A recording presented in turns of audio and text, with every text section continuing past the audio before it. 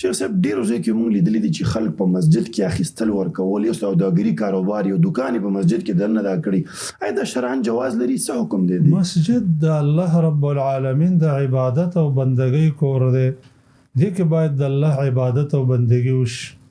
کوم انسان چې مسجد نه د تجارت مرکز جوړ کړي یا خستل خرڅول په مسجد کې کوي، دی انسان ته د الله د نبی خیری دی او مونږ ته ویلي دي چې تاسو دغه انسان ته خیره وکړئ. حدیث کې راځي نبی کریم صلی الله علیه وسلم فرمای اذا رأيتم من يبيع او يبتاع في المسجد فقولوا لا ربح الله تجارت. کله چې تاسو یو سړی ولید چې په مسجد کې خستل کول یا خرڅول کول، نو تاسو ته دا خیره وکړئ چې الله دې په تجارت کې ګټه وامچو.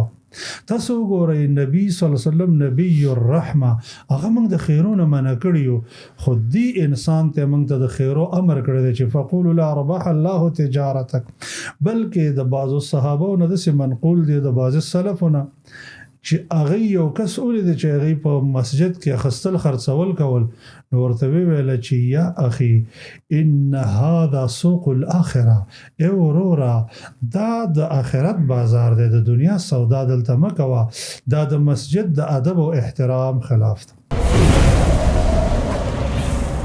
Don't forget to like, share and subscribe Rana Studio Podcast.